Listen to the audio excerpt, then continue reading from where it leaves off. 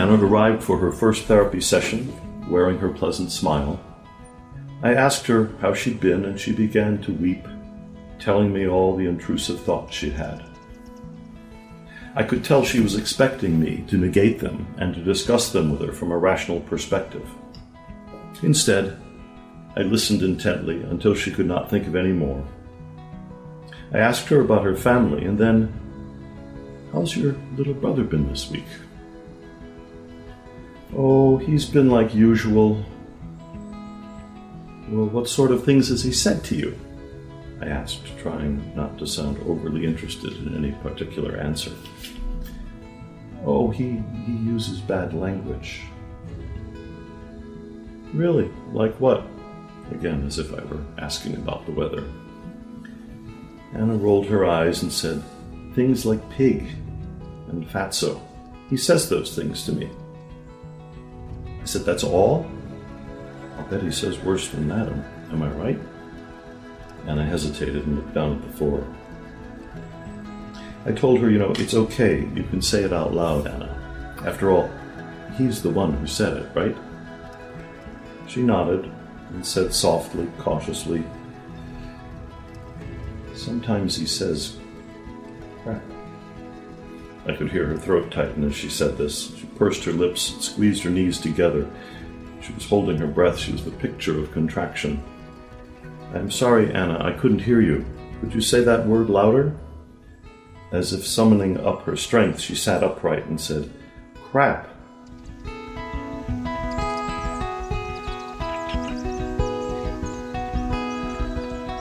Welcome to In Contact with the ACO. I'm Dr. Chris Burrett. This presentation features the care of a patient by one of the ACO doctors who practices a different kind of psychiatry. There's a new case presented live each month at the ACO campus near Princeton, New Jersey. These are real patients, but their privacy is protected.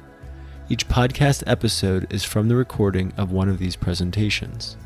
If you're interested in attending, you can meet the doctors and join in on the discussion afterwards.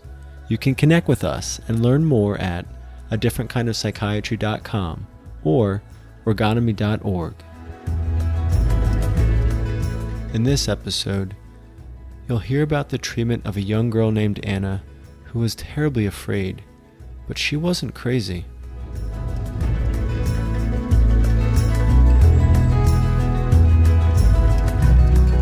I received a desperate call from a mother who said, "My 9-year-old daughter is having a nervous breakdown. She's having crazy thoughts at night that we're going to kill her and that terrorists are going to come into her bedroom through the window. She even has crazy thoughts that her father may harm her. I'm afraid she's going insane." Whew. Psychosis at any age is a horrible thing. Psychosis in a 9-year-old is horrific. So I took a deep breath to try to calm myself, rather like I'm doing right now. I made an appointment for the child's parents to come to my office the next day as part of the first part of an evaluation. Anna was a 9-year-old, no, actually almost 10. She was a 9-year-old second-generation Italian-American girl. The middle child, as well as the only girl in the family, she had always been the family's pride and joy. Her grades in school were always excellent, as was her behavior. In the last 3 months, however, she developed intrusive thoughts in the evening, which interfered with her sleep. Increasingly, these thoughts also bothered her during the day, making it difficult for her to concentrate on her work. She did not tell her teachers about them, but confided only in her parents. They sat with her night after night and tried to talk it out with her, and also tried to talk it out of her, I think, showing her the irrationality of her thinking. "Of course murderers are not going to come into your room. How could you think your father would come into your room at night and stab you to death?" When this approach was unsuccessful, the mother tried to be stern with the child, telling her that she must stop having these thoughts. That did not work either. The father tried to be sympathetic over how much his daughter suffered with these thoughts, but was reduced to tears by his inability to alter them and help his little girl. He also felt hurt that she thought of him in such horrific terms, which in turn made Anna feel more guilty.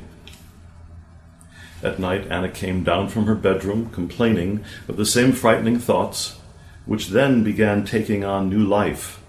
That is, they began to expand to other thoughts involving similar themes that were even more terrible and gruesome for her to contemplate and for her parents to hear. She told her parents she knew the thoughts could not be true, but then would say, "But couldn't they be true? I read about these things online every day." Anna cried and sobbed as her parents looked on helplessly.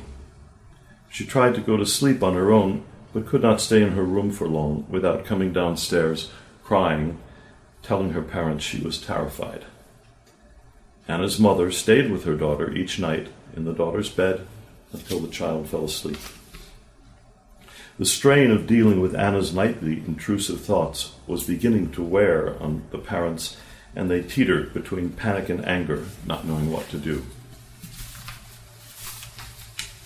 The parents consulted the child's pediatrician.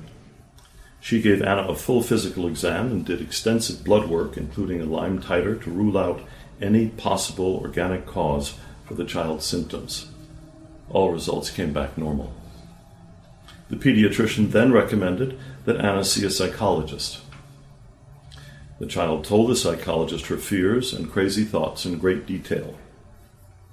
A number of techniques were tried, including, the parents told me later, having Anna and the psychologist write down all of Anna's thoughts on a piece of paper, placing the paper in a bowl, and then lighting the paper on fire. Anna was told that now her thoughts would all disappear. And they did, for about 24 hours after they were incinerated. Thereafter, they returned with a vengeance, becoming more frightening and bizarre. The psychologist told the parents that while she initially had felt that Anna's symptoms were from an anxiety disorder, she now worried that the child might have an underlying psychotic disorder requiring psychiatric evaluation, possible treatment with antipsychotic medication, possible hospitalization. And she recommended that Anna be taken to a psychiatrist. I met with the parents first without the child present. My impression of Anna's mother was that she was kind, but with a sort of edge of moralism and propriety about her.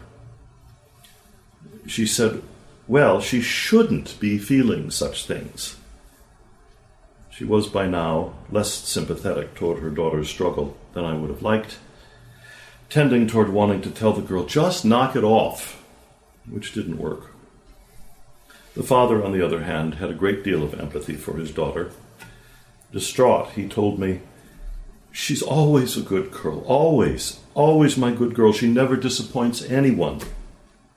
And then he wiped the tears from his eyes. He struck me as a decent fellow who had come to this country from Italy, struggled, opened a restaurant, worked hard, achieved the American dream, and put all his energies into caring for his family and their well-being. Now he was faced with a situation where he was utterly helpless, unable to find a solution. Torture for him. A review of Anna's history showed normal developmental milestones. Her birth was accomplished without medication, and she was breastfed until 2 years of age. She had always been well-behaved and socially interactive, had many friends, and was always a good student. Medical history was unremarkable. She had begun having her period 6 months before her intrusive thoughts began. I met with Anna the next day. She entered the treatment room, shook my hand politely, giving me an anxious smile. I almost thought she was going to curtsy. Her shoulders were a bit rounded, posture rather slouched, like she wanted to hide. Anna sat down and smiled at me in a timid and sweet way that was incongruous with all I'd heard about her frightening thoughts. She recounted for me the content of her distressing, intrusive thoughts, fearing that her father might suddenly come in the night and stab her to death. Terrorists might come in her room and take her away. She clarified that these were all thoughts that came to her at night largely when she first got into bed. She said she never had actual dreams about any of this. She teared up a bit as she described how her father must feel when she told him of her fears about him. Her eyes looked clear and eye contact was good. Her thinking was coherent to the point and showed no evidence of disorganization. She denied any feeling of anxiety in her life unless it was, of course, as she put it, her crazy thoughts. I noted that her respiration was shallow as she talked. I carefully asked about anyone touching her inappropriately.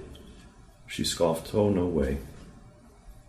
Then I asked if there was anyone she was angry or upset with in her life. There was no one, she said, hesitating. And I waited. "Well, almost no one," she said softly, looking away from me.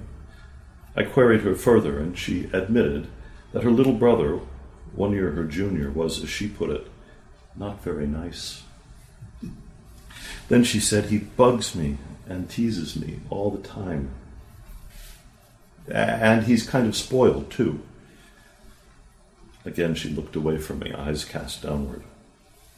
I remembered that the brother was the youngest child in this Italian-American family. I asked what sort of things he said to her. "Oh, I couldn't even say what he says. It's so bad." I said, "I'll bet he makes you angry." "Oh, yes, he really does." I ended the session by telling her that I thought I could help her, that she was not an awful person for having the thoughts she had. I told her that everyone has thoughts of many different kinds, and they have no control over that. People can't help what they feel or think, only what they do.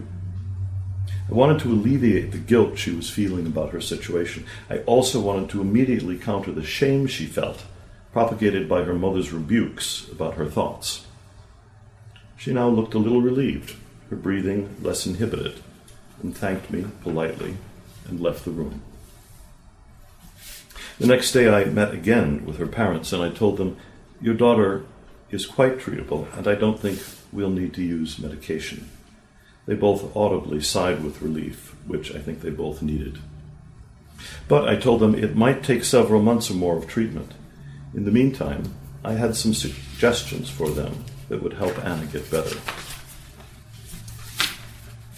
I told the mother she must stop telling Anna that she shouldn't feel or think these things, as that strategy clearly wasn't working. She nodded her head dutifully. I did not tell the mother that making Anna feel guilty was only making her suffer more, and actually this suffering was becoming a further distraction from her real feelings. Instead, I directed her to listen fully to everything her daughter described, no matter how awful or bizarre it seemed, and when the girl was done, she was to ask if there was any more, and listen again without comment, judgment, or trying to explain to the child why her thoughts were irrational. If Anna needed to stay until she fell asleep, needed Mom to stay, she was to do it. I acknowledged that this was going to be a lot of work, but that it was necessary and worth the effort. Both parents nodded assent, with the father telling me, "Well, at least now we have a plan and some hope." Anna arrived for her first therapy session, wearing her pleasant smile. She came in and sat in a chair. I asked her how she'd been, and she began to weep, telling me all the intrusive thoughts she'd had. I could tell she was expecting me to negate them and to discuss them with her from a rational perspective. Instead, I listened intently until she could not think of any more. I asked her about her family, and then, "How's your little brother been this week?" "Oh, he's been like usual." "Well, what sort of things has he said to you?" I asked, trying not to sound overly interested in any particular answer. "Oh, he uses bad language." "Really? Like what?" Again, as if I were asking about the weather. Anna rolled her eyes and said, "Things like pig and fatso. He says those things to me." I said, "That's all?" "I'll bet he says worse than that, am I right?" Anna hesitated and looked down at the floor. I told her, it's okay. You can say it out loud, Anna. After all, he's the one who said it, right? She nodded and said softly, cautiously, sometimes he says, crap.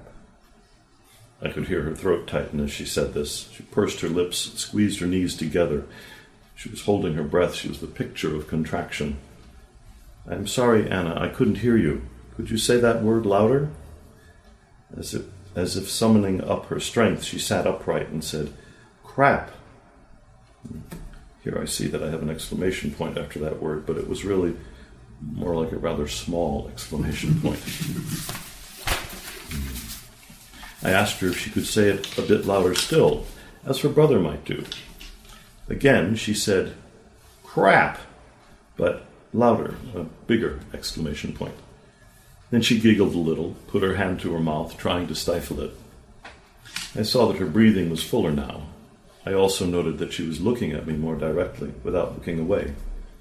I smiled at her, told her we'd stop the session there and that I'd see her next week. As she left the session, I saw that her shoulders were less rounded and her posture better. At the next session, I asked her about her brother. Again. Without hesitation, she said, well, he said crap a lot. I noticed she seemed to be enjoying saying the word, though I knew that if I pointed this out to her, it would just make her self-conscious. I asked her again to say it louder, and with a big smile, she yelled, crap! I just nodded, showing no disapproval. The next few sessions were similar to the first two, except that bit by bit, Anna told me other bad words her brother said. He says bitch and shit. I encouraged her to say them louder, and she did so with obvious enjoyment. Her breathing became fuller each time, she smiled more, and her gait showed less awkwardness. At the end of one session, I saw that although she was enjoying saying those words out loud, she had some anxiety about it. So I told her, of course, I'm not suggesting you yell such things at anyone outside my office, but it's okay for you to get it out here. This was essentially giving her tacit approval to express her anger in sessions. Smiling, she nodded seriously, indicating that she understood. By this point, Anna's mother told me that the nightly thoughts were still present, but both she and her husband were noticing that after Anna described her thoughts to them, she began to calm.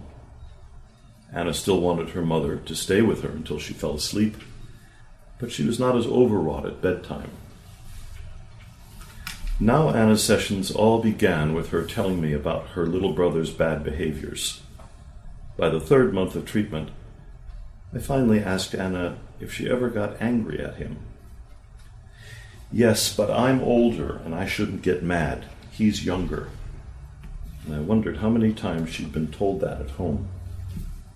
Again, I heard her throat tightening, and I saw her respiration being held in inspiration like this.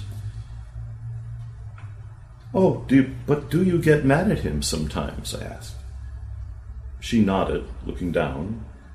I imagined her at church in confession, admitting this as one of her sins. Do you ever feel like saying something back to him? I asked her. Anna waited a moment, and then said quietly, I'd like to tell him to shut up. She looked away from me and then downward, as I'd seen her do before. Could you say that a little louder, Anna? Shut up. Can you say that even louder? Shut up. She was breathing more fully now, leaning forward a bit in her chair. She even looked almost exhilarated. I said, oh, good, let's say it again. Anna shouted with firmness, shut up, shut up, shut up. And then gathering steam, shut up, you little crap. Now she did look exhilarated. Then she sat back down in her chair, spent. Smiling, she looked up at me and said, that felt good. At the next session, I asked, do you ever feel like doing anything when he talks to you like that? I mean, not that you would, of course, but do you ever feel like it? I purposefully kept my questions hypothetical. but she knew exactly what I was talking about. Yeah, I'd like to smack him. She looked at me with uncertainty as if to say, is that all right? I stood up, grabbed the bolster, a big pillow, held it up and said, good, you go right ahead. She jumped up from the chair, made a fist, and then tentatively tapped the bolster a few times. I said, that's it? She hit it harder and spontaneously yelled, shut up, you little shit! The color rose in her face and her breathing was full.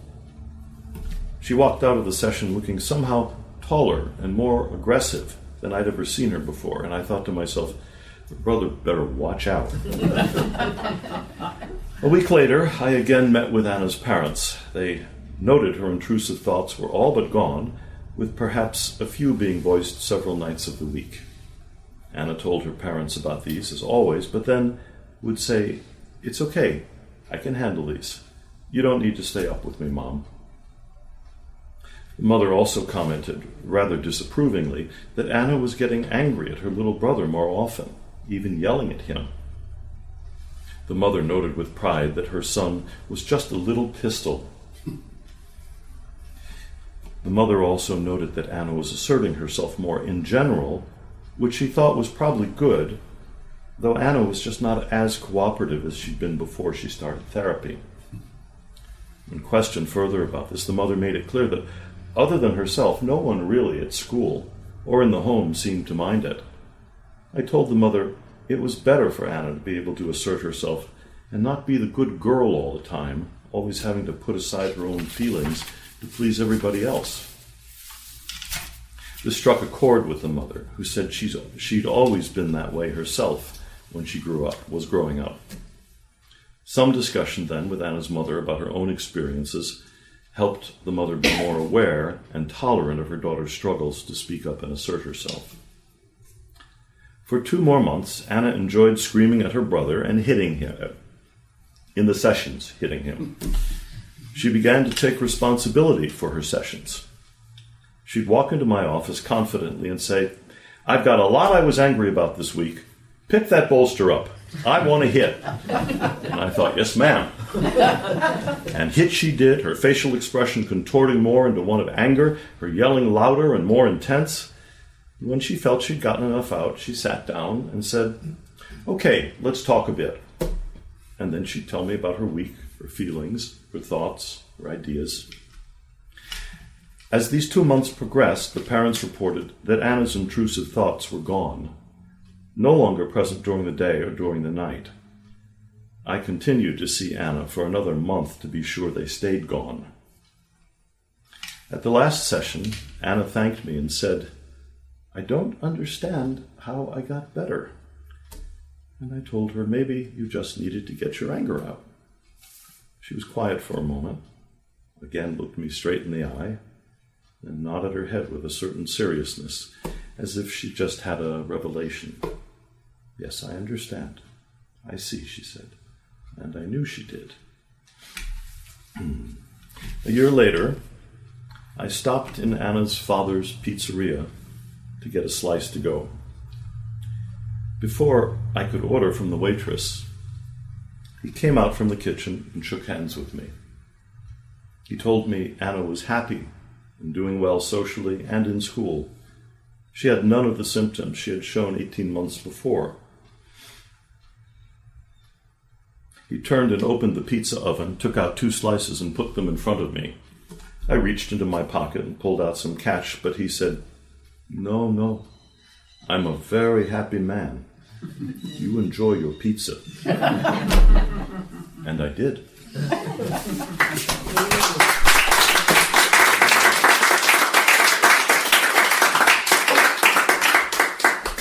Okay. I just think it's exciting what you can do with children, and sad to think what could happen to her if she'd been put on psychotropic drugs. Traditional mechanistic way of put her in a box, whatever.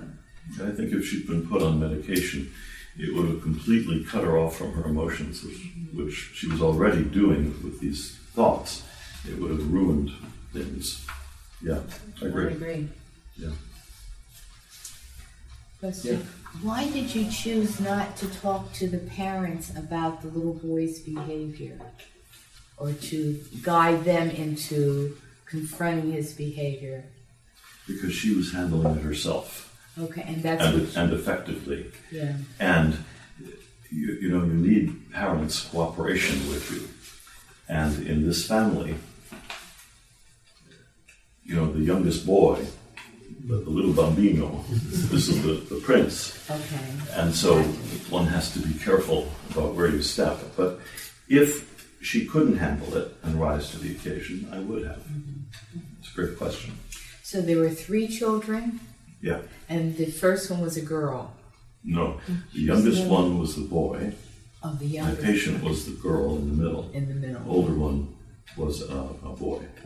Okay. Yeah. So boy, right? Okay. Yeah. Yeah. One of the things that sound like it was very helpful was how cooperative the parents were You bet. in working with you. And one of the things that I wondered about is how did you get them to allow Anna to stay the last couple of months after the symptoms died down? A lot of times I had experience with families that as soon as a symptom went away, they were out the door. They didn't want to. Well, I told them that it was too quick. And what we needed was for her lack of symptoms to become boringly familiar in all their lives. Security. Plus, you know, terrified. And they treated me as an authority who should be listened to, and I didn't have much trouble with them. I thought I would with the mother. But I think pointing out to her, or rather her realizing how she'd been raised in her family, in the old country, as the girl in the family, and all of that, she got it. They were both from Italy? Yeah. Well, I don't want to get anybody upset. They were both from Sicily, which is Italy. Yeah. But I think that cooperation that you got with the mother was crucial. Yeah. I agree. Very crucial. And the other thing is what you just said, is that they respected authority. So in that sense, their relationship with authority was simple. They're not rebellious types. Yeah. Just simple, straightforward. You know, That's they correct. respect and take your authority seriously, which is much easier to work with than permissive type parents. I agree. And I think going along with that, though, you were also male. That would command authority that she was used to, that possibly, not to put you down in any way, I'm just saying that's could have been a less effective thing that you've come across, is you don't have the authority that a male has. In an old school like me, someone who grew up where men are authorities, doctors are authorities. It didn't hurt.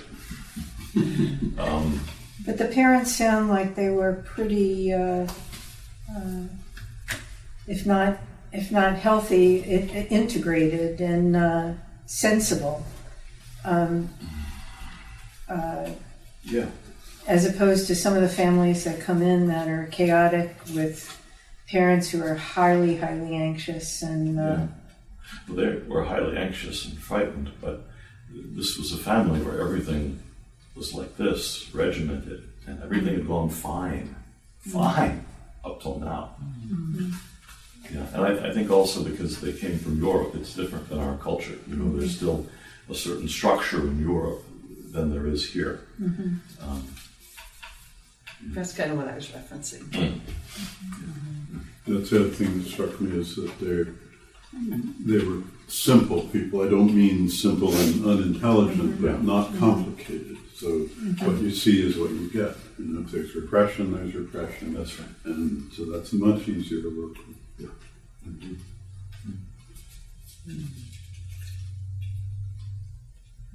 I'm particularly interested in my daughter's dealing with my granddaughter who's 9, 10 going on 11. She doesn't have her period yet, but she is in the beginning stages of puberty. And she's always been very high-strung and somewhat hyper. She no longer she has attention deficit, but no longer the hyperactivity. But what I would like to know is, how can my daughter help her? It's the same thing, the anxiety at night, burglars are coming in. She needs either, typically sleeps on the floor. My daughter is single now, she left her husband, but the daughter is normally on a nest on the floor, so she's not in bed with my daughter, but it is really disturbing. It can take hours, 2 hours, 3 hours till she can calm down and get to sleep. So in some respect, I know I can't deal with it effectively, but is there something that my daughter can do to be helpful? I'd love to drag her to you, obviously, but is there any intervention you can suggest? I don't know the child, and I don't know quite how severe right. she is. However, the first thing to look at, I think, when you're treating any child is when there's this aberrant behavior that's causing problems for other people. What's the function of it? And what is it trying to, what did it have to do with what was going on with her? Anybody have any idea of all these thoughts that were described as to what that might have to do with her in terms of her own dynamics and what was going on with her? Anything jump out, or you can't speak of it? What? You can't. No, I'm not going to say anything. Well, Are you talking about case or this case, this case? This case, yeah. Okay. Because if you would just, if one would have just looked at the symptoms, I mean, besides the fact that she wasn't disorganized and she wasn't schizophrenic and she wasn't psychotic, but if you would have just looked at it, it sounds on the face of it really nuts. And so, what were they about? See, first of all, to me, she got her period pretty early. She was prepubescent, pubescent, and I wonder if some of that anxiety was orgastic anxiety. I think certainly the fact that she'd just begun to have her menses. My teenage daughter says I can't use the word menses. Nobody will know what that is. She just started her period. I think certainly charged everything up a lot. But I think an awful lot of these thoughts were projections of her rage and her anger, perhaps at the father for the fact that, yes, I love you, but you have to be just perfect. I don't think she had any awareness of that, and I'm not sure me spelling it out would have helped her. But certainly at her little brother, here she is, her body is starting to change, she's going through puberty, and he's calling her fat and saying this kind of stuff, but you're not supposed to touch the little brother because he's the little pistolo, you know? And so she was talking about terrorists coming in. Now, yes, this stuff is in the news, but he was terrorizing her relentlessly. But she wasn't allowed to come out with it. Boom! So it came out like this. So in answer to your question, I don't know what your granddaughter is responding to in that way. I don't know what's going on with her. But well, she did tell her mommy she saw someone kissing and she got tingly down there, so I think her mother's trying to deal with her fact that she's having sexual feelings now, and this is new to her. So I guess that's where I was seeing the connection with the puberty and this. And why is she afraid to go to bed? What's that about? Is she afraid that there are monsters under the bed or in the closet? When people lie down at the end of the day and they get ready for bed and they relax, they often feel lots of things. And this young woman said that it starts when I get into bed and I lay down. It wasn't going on in school. I mean, it started to leak over into it. But now, if you're, again, not knowing the child, but if your granddaughter turned around and said, listen, you're just afraid of this because you're having sexual feelings and You're afraid of them, and that would be disastrous. Yeah. Yeah. So I think the first thing would be to have some clue as to perhaps what was going on, and to be perhaps a little bit more tolerant. Certainly not to try to talk her out of it rationally, because it's not rational. And then the question is, I don't know anything about your daughter, but in child psychiatry, there's this term people use referring to the child as the identified patient, but the patient is actually the whole family system. So maybe before you get anybody to deal with any of this directly, maybe you tell her to find a decent family therapist and just work a little bit with her. Plus, she's without a dad in the house, right? Mm-hmm.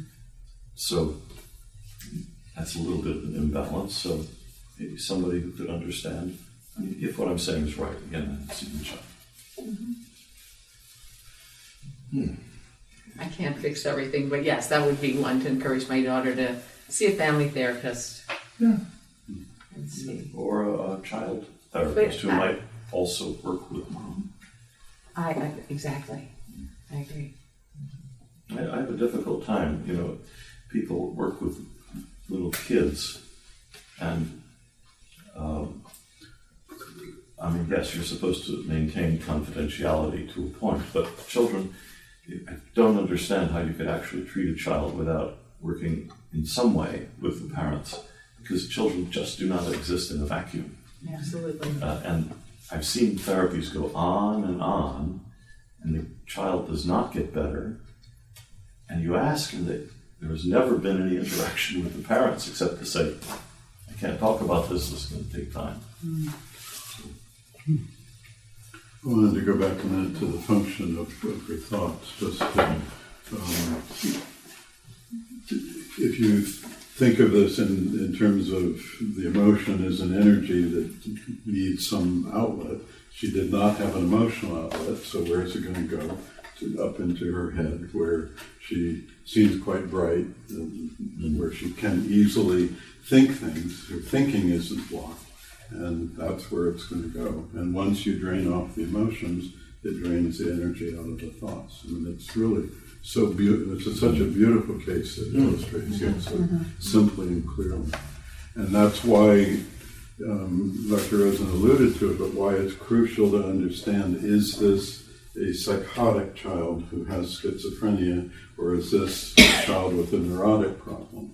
Because if it's a psychotic problem, just doing what he did would not have had such quick effect, I don't believe. I think it might have made things worse. worse. Made things worse to stir up more of that. So you've got to understand the patient that you're dealing with, and I think that seemed very clear to you, and you did a great job of just knowing what she's about, not getting caught up in the symptoms. God, this sounds crazy, this sounds psychotic, because as somebody said, she would have been maybe put on psychotropic drugs to block those symptoms, and that would have been sort of assigning her to a life of emotional problems. Again, it's a wonderful case. I'm glad you presented it. Dr. Rosin, I'm wondering at what point did you have the intuition that the little brother was a big factor in this? When she told me. I would routinely ask any child, any adult, who had thoughts that couldn't stop and that were torturing them about violence being done. I would ask them routinely, anybody you're angry at? Anybody bothering you? Anybody making life difficult for you? So she told me. And one person asked me, after this was published, didn't you think that the child should have ongoing treatment? Didn't you think it was necessary? And I tell you, I did not, because it's very much, because she's actually pretty healthy, and these were brilliant things she thought up, without realizing she was doing it. And it sort of reminds me of a stream that's flowing, and it gets gummed up with flotsam and leaves and twigs and stuff. And if you start removing them one at a time, there's a point where you've just taken enough away that the push of the stream will just wash the rest away, and it will just reassert itself. And that's exactly what happened with her. I certainly did counsel the parents, if anything like this returns, you can always come back. It's an open door. But I felt from the first time I met her that she had an immense amount of health in her. I tried to show in this the stepwise progression, and this actually is a bit faster than it actually went, and then I actually acted with her. But when you take one step in the water like this, you see what happens, and then you up the ante, and then you see what happens. And if there's something there, like psychosis, suddenly you might find it after the second or third step. But you're watchful, you're very careful, and then you're going to pull back, and you never make a move without knowing in your own mind that if this goes south, this is how it goes south, and this is exactly what I do. So one has to be prepared, and it would be foolhardy to just jump in without having some sense of that. But psychotic children, schizophrenic children, can be very charming and can be very sweet and come back and look just fine, and then not. So it's a tough one. Going to say about that and what you were saying and what you're talking about, part of our training as ergonomists is understanding the layers of the person's emotional structure. So a child who is fragile on the surface but actually strong and healthy underneath, like this girl, sort of not fragile but timid on the surface, is very different than a kid who's fragile underneath but may be tough on the surface. So a kid like this, if you did it for her, like bringing the brother in, would actually be undermining her health. Right. And what Dr. Rosin did was absolutely trust that she could handle it, which supported her health, and then she developed genuine confidence. I can deal with this on my own. And as opposed to another child, the schizophrenic child might look strong on the surface, but fragile underneath. If you force them to do that, they could fall apart. And that's what Dr. Rosin is saying. It can't be emphasized enough. You need to take your time, feel who you're dealing with, what the layers of their emotional structure are. And with each step forward she made, when she would first come out with anything, she would just contract down like this. And the respiration would change the whole picture. And each time I had a little feeling of what's going to happen. But the fact that she rebounded by the end of the session and could walk out and look relieved and look better, and her gait was better, and her being like this, it all started to go away. But if you see that stuff, these are signs. If you see that stuff worsening, one has to pay really close attention. All right, let's get pizza.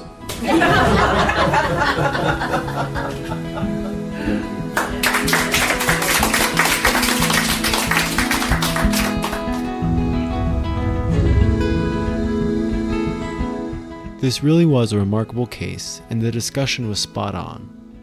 What stood out to me was how it painted a picture of the layering of someone's emotional life.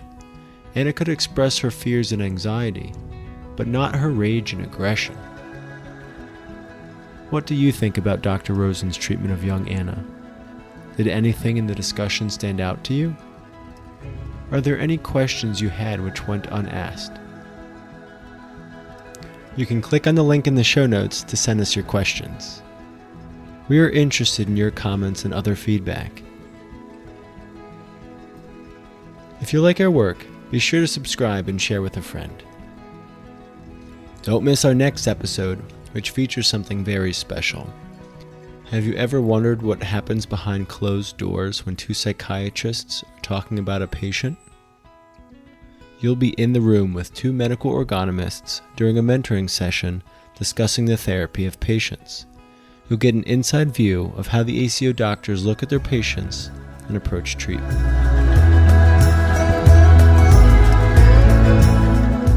But what you're describing, I mean, I think the shame is just absolutely key with her. That makes her hold back. I mean, as we said, guilt makes people want to confess, shame makes them want to hide. And so she keeps hiding what she's really feeling underneath.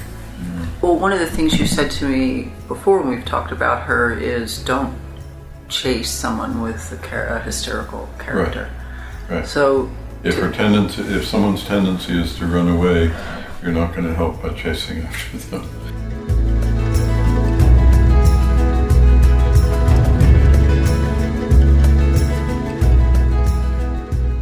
Since 1968, the psychiatrists affiliated with the American College of Ergonomy have been helping patients discover greater satisfaction, health, and overall well-being in their lives, whether patients suffer with mental illness, struggle with addiction, or feel unsatisfied with their work lives or relationships.